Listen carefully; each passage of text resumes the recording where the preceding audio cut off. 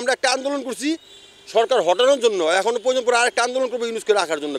মানুষ এখন চেতেছে একজন ভালো লোক, আর ইউনূস সাহেব অবশ্যই সে ভালো লোক। এই 16 বছরে যেটা জেনুইন দাবি সেটা না কথা বলতে পারে না, আর এখন আজে বাজে কথা না সব রোডে নেমে যাইতেছে। কারণ কি, ইউনূস সাহেবের সুযোগ পাইছে। এটা হচ্ছে 18 কোটি আর 21 কোটি যেটাই হয় বাঙালির দেশ, সেই দেশ আগে সবার আগে আমার রাষ্ট্র, তারপরে আমি হয়তো বিএনপি করি, আপনি আওয়ামী লীগ করেন, যাতে সবার দল থাকবে। আর যদি আমার দেশ না টিকে তা আপনি দল নিয়ে কোথায় যাবেন, এটা আমার বুঝান। সবার আগে দেশ। ভারত কোনোদিনই আপনাদের বন্ধু ছিল না, আর কোনোদিনই আপনাদের জন্য কিছু করবে না। সে সুযোগে আছে, আমাকে জাতিগত দাঙ্গা লাগাই দিব। ভারত আমাদের ভিতরে জাতিগত দাঙ্গা লাগাই দিবে, লাগাই দিয়া সে সুবিধা নিবে।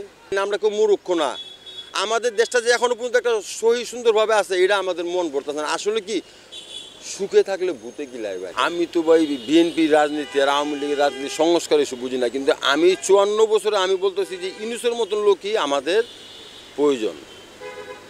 ইউনূসের মতো লোক, আমি হয়তো বা বিএনপি করি না, আওয়ামী লীগ করি না, রাজনীতি কোনো প্রশ্ন, ইউনূসের মতো লোকের প্রয়োজন আছে ভাই। কেন প্রয়োজন আছে এটা দেশের লোক বুঝতেছে। আজকে ইউনূস বলতেছে যে আমি পদত্যাগ করে নেমে যাবো, আমার মতো না, আমি না, সাধারণ বহু লোক বলতেছে আমরা প্রয়োজন পরে আন্দোলন করছি একটা ভাগাইতে, আর এবার আন্দোলন করবো ইউনূস সাহেবকে রাখতে।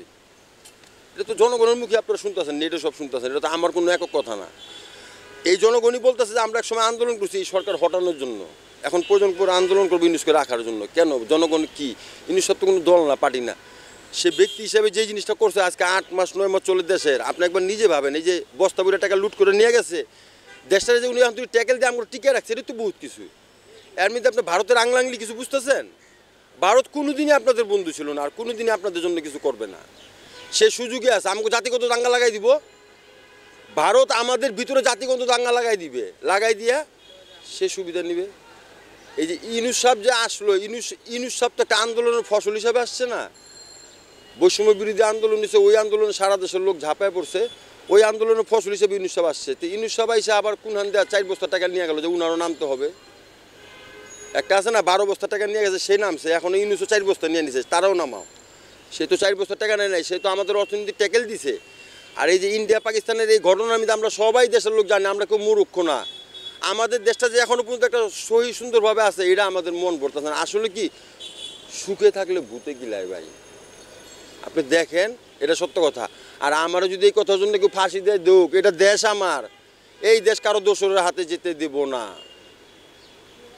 এই ছাত্রদের বৈষম্য আন্দোলন, আমার পায়েও 3টা স্প্রিন্টার আছে, এইসব জায়গায় তো আমি ছিলাম। এই আমার বাড়ি লালবাগ, আমি এখানকার সন্তান।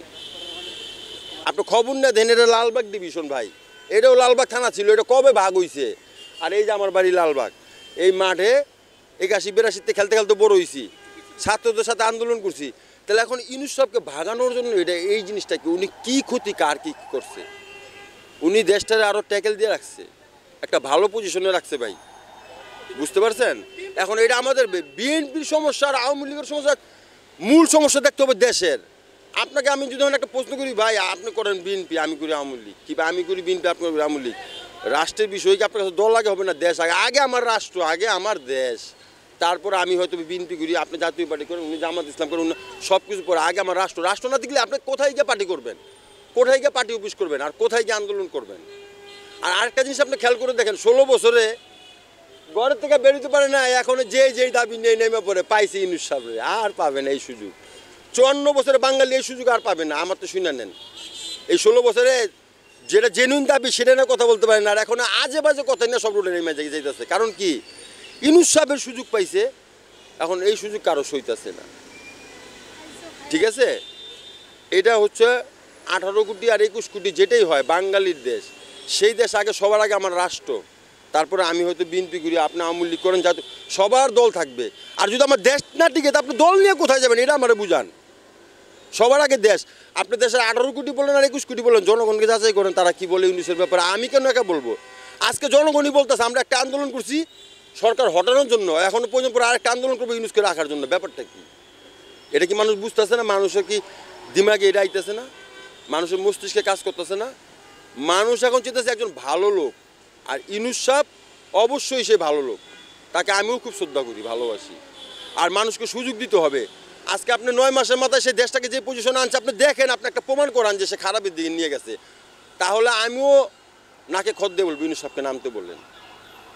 আপনি যে পজিশনে উনি 5 তারিখ দেশটা পাইলো, দেউলিয়ার দিকেই তো ছিল, দেউলিয়ার দুয়ারে চলে গেছিলাম আমরা, দেউলিয়ার দুয়ারে। ওখান থেকে উনি টাইন আনছে, এখন উনি ভালো না। ভালো মন্দ তো কোনো কথা নাই, ইউনুসের মতো লোক দরকার আছে, এটা আমিও চাই।